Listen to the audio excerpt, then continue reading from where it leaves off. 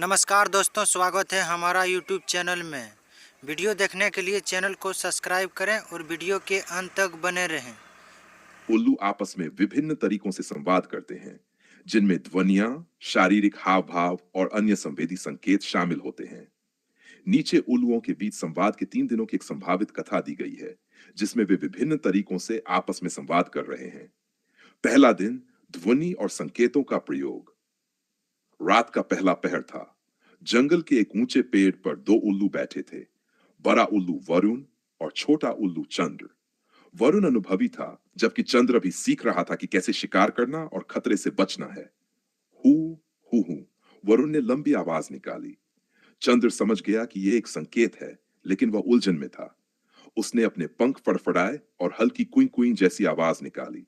वरुण ने अपनी गर्दन घुमाई और आंखों से इशारा किया। उसने एक बार फिर गहरी आवाज में हु किया। यह संकेत था कि पास में कोई और उल्लू है। कुछ ही क्षणों बाद पेड़ की दूसरी ओर से एक और आवाज आई, हु। यह पास के जंगल में रहने वाली मादा उल्लू संत्या थी।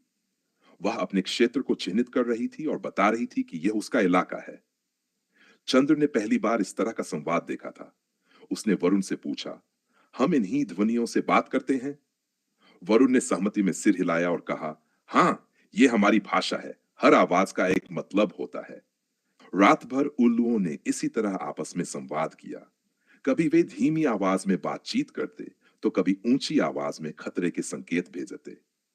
शारीरिक भाषा और इशारों से संवाद। अगली रात जब चंद्र जागा, तो वरुण ने उसे शिकार करना सिखाने का फैसला किया। वे दोनों उड़कर एक घने जंगल में पहुंचे। वरुण ने अपने पंख फैलाए और चंद्र को नीचे देखने का इशारा किया। चंद्र ने नीचे देखा। वहां एक चूहे की हल्की हरकत दिखी। वरुण ने अपनी चोंच से इशारा किया और धीरे धीरे अपनी गर्दन झुकाई। यह संकेत था कि शिकार के लिए ध्यान केंद्रित करना जरूरी है। चंद्र ने उसकी नकल करने की कोशिश की, लेकिन जैसे ही उसने छलांग लगाई, चूहा भाग गया। वरुण ने अपनी आंखें बड़ी कर ली और पंख फड़फड़ाए। यह संकेत था कि चंद्र ने गलती की है। हमें धैर्य रखना होता है, वरुण ने धीरे से कहा। इसके बाद संध्या भी वहां आ गई। उसने धीरे से अपनी चोंच से अपनी पूंछ के पास की तरफ इशारा किया। इसका मतलब था कि कोई शिकारी पास में है। वरुण और चंद्र तुरंत सावधान हो गए। उन्होंने बिना आवाज किए अपने पंख समेट लिए और चुपचाप पेड़ की डालियों के पीछे छिप गए। कुछ ही देर में एक बड़ा उल्लू वहां से गुजरा। यह अर्जुन था, जो इस क्षेत्र में सबसे बड़ा और अनुभवी उल्लू माना जाता था।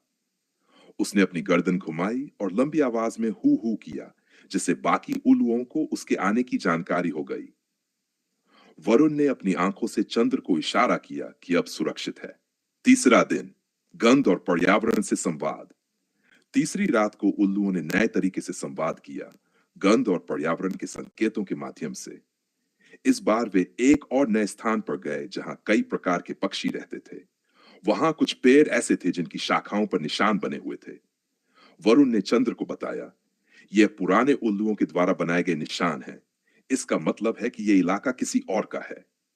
चंद्र ने अपने नाखूनों से छाल पर हल्की खरोंच लगाई। यह संकेत था कि वह भी इस क्षेत्र में रह सकता है। इसके बाद वरुण ने उसे एक और चीज सिखाई, गंध से पहचान करना। उसने अपनी चोंच जमीन के पास ले जाकर बताया, यहां एक नेवला आया था। इसकी गंध अभी भी मौजूद है। इसका मतलब है कि हमें सावधान रहना होगा। चंद्र ने भी वैसा ही किया और महसूस किया कि जंगल की मिट्टी में अलग अलग जानवरों की गंध होती है। इस तरह 3 दिनों तक उल्लू विभिन्न तरीकों से संवाद करते रहे। पहले दिन ध्वनि से, दूसरे दिन शारीरिक भाषा से और तीसरे दिन गंध और पर्यावरण के संकेतों से। चंद्र को समझ में आ गया कि उल्लुओं की भाषा केवल आवाजों तक सीमित नहीं है। वे अपनी आंखों, पंखों, गंध और आसपास के वातावरण से भी एक दूसरे से संवाद कर सकते हैं। अंत में जब तीसरी रात का अंत हुआ, तो चंद्र अब एक अनुभवी उल्लू बन चुका था।